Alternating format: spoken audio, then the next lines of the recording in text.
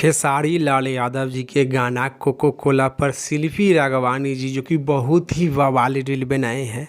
खेसारी लाल यादव जी के गाना कोको कोला पर शिल्पी राघवानी जी जो कि बहुत ही बवाल रील बनाए हैं। खेसारी लाल यादव जी के गाना कोको कोला पर शिल्पी राघवानी जी जो कि रील बनाकर खेसारी लाल यादव जी के विरोधी के बोलती बंद कर दिए हैं।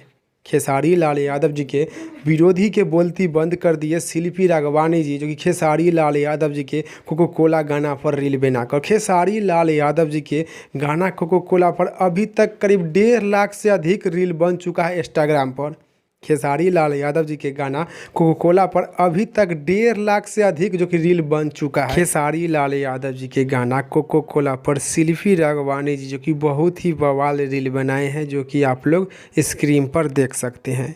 खेसारी लाल यादव जी के कोको कोला गाना पर शिल्पी राघवानी जी जो कि बहुत ही बवाल रील बनाए हैं, जो कि आप लोग स्क्रीन पर देख सकते हैं। अगर आप लोग इस जानकारी से संतुष्ट है तो आप लोग हमनी के चैनल NP7 न्यूज़ भोजपुरी को सब्सक्राइब कर दीजिए और साथ ही साथ वीडियो को लाइक कर दीजिए। दोस्तों, आप लोग हमनी के चैनल NP7 न्यूज़ भोजपुरी को सब्सक्राइब जरूर कीजिएगा, काहे कि मेरा 2 चैनल यूट्यूब पर से डिलीट हो गया है।